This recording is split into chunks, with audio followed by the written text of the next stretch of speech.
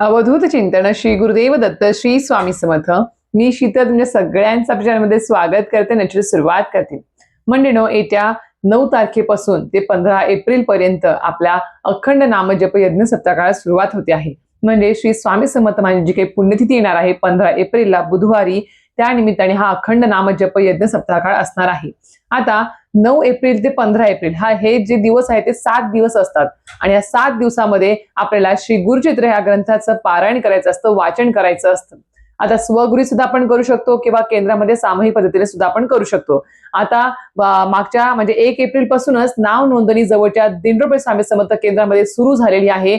प्रहर सेवांसाठी असेल किंवा इतर काही काम त्याच्यासाठी असेल किंवा वाचनासाठी असेल, यासाठी तिथे नाव नोंदणी ही चालू झालेली आहे। नक्कीच तुमच्या जवळचं दिंडोरी स्वामी समर्थ केंद्र असेल, तुम्ही जाऊन व्हिजिट करा किंवा तिथे विचारा किंवा गुरुचित्र ग्रंथाचं पारायण चालू होणार आहे का, किंवा चालू जर होणार असेल तर कुठल्या बॅचेस मध्ये होणार आहे। कारण की 2 बॅचेस असतात, सकाळी 5 ते 7 एक असते आणि नंतर 8 ते 10 एक असते। काही केंद्रामध्ये एकच बॅच असते, काही केंद्रामध्ये 2 बॅचेस असतात। तर अशा प्रकारे तुम्हाला जर नाव नोंदणी करायची असेल वाचनासाठी तर नक्की आजच करून घ्या, जेणेकरून तुम्हाला तिथे जागा भेटेल सामूहिक पारायणासाठी केंद्रामध्ये।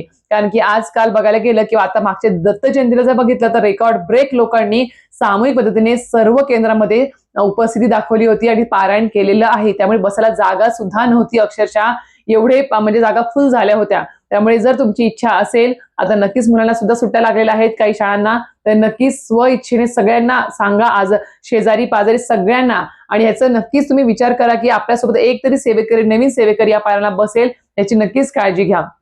तर मंडळींनो, आजचा व्हिडिओ हा त्याबद्दलच असणार आहे की येत्या 9 एप्रिल पासून ते 15 एप्रिल पर्यंत ज्यांना कोणाला श्री गुरुचित्र ग्रंथाचं पारायण करणं शक्य होणार नाही, ज्यांना शक्य होणार आहे त्यांना तर अतिशय उत्तमच आहे, एक पर्वणीच आहे तुमच्यासाठी, म्हणायला हरकत नाही। आणि खूप छान असे 7 दिवस तुमचं पारायण व्हावं ही स्वामीचरणी प्रार्थना, दत्तचरणी प्रार्थना। पण नक्कीच ज्यांची कोणाची खूप इच्छा आहे पण काही कारणास्तव त्यांना या सप्ताहामध्ये सहभाग घेणं होणार नाही किंवा श्री गुरुचित्र ग्रंथाचं पारायण करणं शक्य होणार नाही आहे, तर त्यांनी नक्कीच मन नाराज करून घ्यायचं नाही आहे। आजच्या व्हिडिओमध्ये मी तेच सांगणार आहे की आपल्याला या सप्ताह काळामध्ये 7 दिवसात कुठल्या कुठल्या सेवा करता येणार आहेत, ज्या त्यातली एक सेवा तर अशी आहे जी श्री गुरुचित्र ग्रंथाचं वाचनापेक्षाही जास्त पुण्य तुम्हाला प्राप्त होऊ शकतं, अशा प्रकारची सेवा असणार आहे। तर या सेवा कुठल्या आहेत, कशा प्रकारे करायच्या आहेत, नियम अटी काय आहेत, याबद्दल संपूर्ण माहिती जाणून घ्यायची असेल तर नक्कीच व्हिडिओ पूर्ण बघा, स्किप न करता बघा, जेणेकरून तुम्हाला संपूर्ण माहिती व्यवस्थित कळेल। तर मंडळींनो, 9 एप्रिल पासून आपल्या सप्ताहाला सुरुवात होणार आहे। आता बघायला गेलं तर खूप जणांची इच्छा असते, खूप सगळ्यांचीच इच्छा असते की मी सुद्धा पारायण करावं, पण काही जणांना असं वाटतं की त्याचे नियम अटी खूप आहे वाचनाचे, त्यामुळे मला ते नियम अटी पाळणं शक्य होईल का, एखादा नियम चुकला तर मी कसं करायचं, किंवा काहींना ते नियम पाळणं शक्य होणार नाही, वाचन करायची इच्छा आहे पण नियम पाळणं शक्य होणार नाही, त्यामुळे ते वाचन करत नाही। किंवा कोणाला सुतक असेल, विटाळ असेल, कोणाला मासिक धर्म त्या काळात असेल, कोणाचे लग्न कार्य जवळचे त्या काळामध्ये असू शकतात, त्यामुळे जाणं म्हणजे क्रमप्राप्तच आहे किंवा जावंच लागतं आहे, तर अशा वेळी तुम्ही सप्ताहामध्ये सहभाग घेऊ शकणार नाही। तर नक्कीच सांगेल की आपल्याला या निमित्ताने मी खरं सांगेल किंवा सप्ताह काळामध्ये फक्त श्री गुरुचित्र ग्रंथाचंच वाचन हे महत्वाचं नसतं, तर इतर सेवा सुद्धा महत्वाच्या असतात। त्यातल्या त्यात मी सांगेल किंवा सगळ्यात प्रभावी सेवा ती म्हणजेच कुठली, की जी म्हणजे परमपूज्य गुरुमाऊली सुद्धा सांगतात किंवा तुम्हाला श्री गुरुचित्र ग्रंथाचं पारणापेक्षाही जास्त फळप्राप्ती जर हवी असेल तर त्यासाठी तुम्ही प्रत्येक दिंडोरी स्वामी समर्थ केंद्रामध्ये या 9 एप्रिल पासून ते 15 एप्रिल पर्यंत प्रहर सेवा चालू असतात। आता प्रहर सेवा खूप जणांना माहिती असेल, ज्यांना माहिती नाही त्यांना सांगते, प्रहर सेवा म्हणजेच काय, 9 तारखेपासून आपल्या 9 तारखेला सकाळीपासून जसा आपली प्रहर सेवा चालू होते, ती 15 एप्रिलच्या संध्याकाळीच ती प्रहर सेवा संपत असते। अशा प्रकारे दिवस रात्र अखंड नाम, अखंड वाचन, अखंड वीणा वादन, अशा प्रकारचं मेन गाभाऱ्यामध्ये स्वामींचा जिथे फोटो असतो आपल्या केंद्रामध्ये, मठामध्ये, तिथे जो मेन गाभारा असतो त्या गाभाऱ्यामध्ये बसून ही सेवा होत असते आणि ही सेवा अत्यंत प्रभावी आहे। प्रहर सेवा म्हणजेच काय, स्वामींचे पहारेकरी, हो, स्वामींचे पहारेकरी होण्याची तुम्हाला संधी मिळणार आहे या 7 दिवसांमध्ये। ज्यांना श्री गुरुचित्र ग्रंथाचं वाचन शक्य नाही आहे, कुठल्या सेवा शक्य नाही आहे, कारण की जॉब टायमिंग असा आहे की आम्हाला ते वाचन करणं शक्य होणार नाही, कॉमन फॅमिली आहे किंवा लहान मुलं आहेत, भरपूर अशा गोष्टी असतील, पण नक्कीच मी सांगेल त्याच्यापेक्षाही वाचनापेक्षाही पुण्य प्राप्त जास्त करून घ्यायचं असेल किंवा अतिशय जास्त अतिउच्च कोटी सेवा जर असेल या सप्ताहामध्ये तर ती म्हणजे प्रहर सेवा। हो, प्रहर सेवा तुम्ही करू शकता, अतिशय साधी सोपी आहे, त्याला काही हरकत नाही। तुम्ही आपल्याला फक्त काय करायचं आहे, आता प्रहर सेवा म्हणजे काय तुम्हाला कळालं असेल, आता प्रहर सेवेकरांमध्ये मेन गाभाऱ्यामध्ये स्वामींच्या फोटो जवळ आजूबाजूला आपले 2 वीणा वादक, 2 जपमाळ करणारे सेवेकरी असतात आणि 2 वाचन करणारे, श्री स्वामी चरित्रसारामृत या ग्रंथाचं वाचन करणारे 2 सेवेकरी असतात. अशा प्रकारे 6 सेवेकरी तिथे नेमलेले असतात मेन गाभाऱ्यामध्ये. ही झाली त्यांची प्रहर सेवा. प्रहर सेवा म्हणजे पहारेकरी. स्वामींचे दिवस रात्र आपल्याला 7 दिवसामध्ये स्वामींना एकटं सोडायचं नसतं. स्वामींचे पहारेकरी म्हणून आपल्याला तिथे सेवा रुजू करायची असते. आता तुम्हाला सांगितल्याप्रमाणे 2 जण स्वामी चरित्रसारामृताचं अखंड वाचन करत असतात. अखंड वाचन चालू असतं. 2 सेवेकरी असे असतात जे वीणा वादन करत असतात. कंटिन्यू वीणा चालू असते, वादन म्हणजे वाजवायची चालू असते. 2 सेवेकरी असे असतात जे जपमाळ करतात. श्री स्वामी समर्थ म्हणजे नामस्मरण चालू असतं अखंड. 9 एप्रिल पासून सकाळपासून ते 15 एप्रिलच्या संध्याकाळी रात्रीपर्यंत ही सेवा चालू असते. बिलकुल थांबत नाही. त्या 7 दिवसामध्ये जपमाळ खाली ठेवल्या जात नाही, वाचन थांबलं जात नाही, वीणा वादन सुद्धा तिथे स्टॉप होत नाही, वीणा वादन सुद्धा कंटिन्यू चालू असतं. अशा प्रकारची ही सेवा असते आणि आपल्या वर्षातून ही फक्त 2 वेळेसच करायला मिळत असते. आजकाल परमपूज्य गुरु महाराजांनी हे पण चालू केलं आहे की प्रत्येक महिन्याच्या एकादशीला सुद्धा प्रहर सेवा केंद्रामध्ये सुरू केलेल्या आहेत. त्यामुळे एकादशीला सुद्धा तुम्ही ही प्रहर सेवा करू शकता. ती 1 दिवसीयच असते फक्त. पण नक्की सांगते, सप्ताह काळामध्ये जी काही ऊर्जा असते केंद्रामध्ये, वाचनाची असेल, यज्ञ यागाची असेल किंवा सर्व काही सेवांची असेल, ती खूप मोठ्या प्रमाणात असते. आणि त्या सप्ताह काळामध्ये स्वामींचं पण जे काही असतं ना, इतर वेळेस तर आहेच, पण त्या सप्ताह काळाच्या 7 दिवसामध्ये स्वामींचं जे काही म्हणतात ना, किंवा जी काही शक्ती असेल, जी काही त्यांचं म्हणजे अस्तित्व आहे ते मोठ्या प्रमाणात कार्यान्वित असतं. त्यामुळे खूप लोकांना 7 दिवसामध्ये भरभरून अनुभव येत असतात. म्हणून सांगते आहे की प्रहर सेवा चुकवू नका. इतर सेवा नाही जमलं तरी चालेल, पण ह्या सेवा तर नक्कीच तुम्हाला जमतात.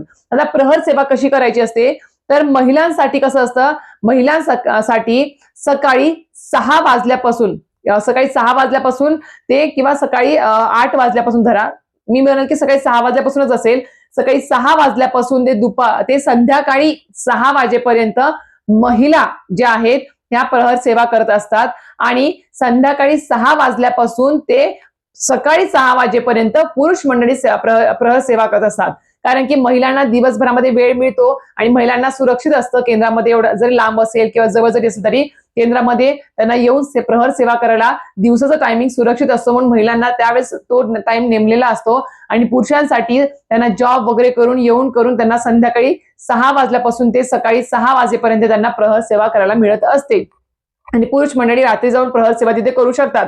हो, रात्री सुद्धा प्रहर सेवा चालू असते. रात्री सुद्धा स्वामींना एकटं सोडलं जात नाही 7 दिवस. म्हणून सांगते की पुरुष मंडळींनो, तुम्हाला जर वाचनासाठी बसायला जमत नसेल किंवा इतर कुठल्याही आपल्या घरातल्या पुरुष मंडळी, तुम्हाला जर वाटत असेल की आपल्या घरातल्या मिस्टरांनी, आपल्या घरातल्या पुरुष मंडळींनी, आपल्या मुलांनी सुद्धा काहीतरी सेवा करावी सप्ताहामध्ये, तर नक्कीच त्यांच्याकडून प्रहर सेवा करून घ्या. प्रहर सेवा कशी असते, प्रत्येक व्यक्तीला 15 ते 20 मिनिटं प्रत्येक सेवा मिळत असते. आता समजा एक जण आता पहिली बॅच बसलेली आहे, 6 सेवेकरी आपापल्या ठिकाणी रुजू आहेत प्रहर सेवेला, म्हणजे 2 वीणा वादन करतात, 2 जपमाळ करतात आणि 2 वाचन करतात. त्यातल्या एका सेवेकराचा टाइम संपला किंवा वेळ त्याला उठायचा आहे, तर त्या व्यक्तीला काय केलं जातं, तिथे वाचन चालू असताना दुसरा सेवेकरी बोलवला जातो प्रहर सेवेसाठी. तिथे मुजरा करायचा आणि जिथे वाचन थांबलं आहे त्या शब्दापासूनच पुढे कंटिन्यू वाचन चालू करायचं दुसऱ्या सेवेकरांनी. अशा प्रकारे ती जागा आणि ती पोथी आपल्याला थांबवायची नाही आहे, कंटिन्यू चालू ठेवायचं असतं. तसंच जपमाळेचं असतं, तसंच वीणा वादनाचं सुद्धा असतं. म्हणून सांगते आहे की आपल्याला प्रहर सेवा ही प्रत्येकाला 20 ते 25 मिनिटं प्रत्येकाला मिळत असते. त्यामुळे तुम्ही तिथे आणि प्रहर सेवेसाठी जर नाव नोंदवलं असेल तर त्या टायमिंगला आपण ते केंद्रामध्ये जायचं. तिथले सेवेकरी असतात, ते सेवेकरी प्रहर सेवा चेंज करत असतात प्रत्येक सेवेकऱ्याला थोड्या वेळासाठी. कारण की प्रत्येकाला तेवढा कंटिन्यू तेवढा वेळ बसणं असेल किंवा विना वादन जपमाळ करणं शक्य होत नाही, म्हणून प्रत्येकाला तिथे चेंज करण्याचा टायमिंग असतो. तिथला एक सेवेकरी जाऊन तिथे फक्त केंद्रात सांगायचं की माझी प्रहर सेवेसाठी मी नाव दिलेलं आहे किंवा मला प्रहर सेवा करायची इच्छा आहे. प्रेग्नेंट वुमन जे आहे, ज्यांना सप्ताह काळामध्ये वाचन शक्य नाही, त्यांनी नक्कीच प्रहर सेवा करावी, तरी सुद्धा चालेल. प्रहर सेवा तर नक्कीच करा. मी खरं सांगेल, तुम्हाला जास्त वेळ बसणं शक्य होत नसेल तर अतिशय प्रभावी सेवा आहे, नक्कीच करा. मी असेल, आता अतिशक्ती म्हणून नाही की मी असेल, माझे मिस्टर असेल, आम्ही सप्ताह काळामध्ये प्रहर सेवा पण करतो आणि वाचन सुद्धा करतो. म्हणून सांगते, प्रहर सेवा अतिउच्च कोटीची सेवा आहे, मला परमपूज्य गुरु महाराजांनी सांगितले आहे. म्हणून सांगते, वाचनापेक्षा जास्त श्रेष्ठ सेवा असेल ती म्हणजेच आपल्या प्रहर सेवेची. तर नक्कीच नाव नोंदणी करू शकता. तर हे झालं. त्यानंतर तुम्ही 7 दिवसामध्ये आपल्या केंद्रामध्ये म्हणजे याग चालू असतात. सकाळची 10:30ची आरती झाली केंद्रामध्ये नैवेद्य आरती की त्यानंतर गीता याग असेल, चंडी याग असेल, स्वामी याग असेल, मल्हारी याग असेल, नंतर आपला गणेश याग आहे. हे असे सगळे याग हे आपले 7 दिवसामध्ये होत असतात केंद्रामध्ये. चंडी याग म्हणजे श्री दुर्गा सप्तशतीचा याग असतो. याग म्हणजे काय तर 10:30च्या आरतीनंतर हवन पेटवलं जातं केंद्रामध्ये आणि त्या हवनामध्ये आपल्या ज्या दिवशी समजा चंडी याग आहे तर आई भगवतीला कुलदेवीला त्या यागामध्ये तिला स्वाहाकार करून तिला म्हणजे पोथी वाचन होत असतं आणि प्रत्येक ओवीला स्वाहाकार करायचा असतो आणि ते स्वाहाकार करताना तिला प्रत्येक पाठानंतर तिला 11 अलंकार अर्पण केले जात असतात. तिला अलंकार जे तिचे अर्पण केले जातात हवनामध्ये सोबत स्वाहाकार करून जे काही आपलं शिधा असते ती त्याच्यामध्ये टाकली जात असते. म्हणजे एक प्रकारे तिला आपण अन्न पुरवत असतो त्या यागाद्वारे, त्या हवनाद्वारे. त्यामुळे अशा प्रकारचे स्वामी याग आहे, चंडी याग आहे, गीता याग आहे, गणेश याग आहे, मल्हारी आहे याग आहे आणि सगळे याग तुम्ही अटेंड करा. एक जवळपास 1 ते 1.5 तास या यागाला लागतो केंद्रामध्ये. ही सामूहिक पद्धतीने सेवा केंद्रामध्ये होत असते. घरी ही सेवा करता येत नाही, तुम्ही केंद्रामध्येच ही सेवा करू शकता. ही जरी सेवा केली तरी सुद्धा चालणार आहे. भरभरून तुम्हाला संपूर्ण पाठांचं 7 दिवसांच्या सेवांचं तुम्हाला पुण्य प्राप्त होणार आहे आणि येणाऱ्या दत्त जयंतीपर्यंत तुमची ही सुरक्षा कवच म्हणून तुमचं काम करणार आहे म्हणून सांगते आहे. त्यानंतर आपल्या केंद्रामध्ये एक चित्रगुप्त वही सुद्धा असते 7 दिवसाच्या सप्ताहामध्ये.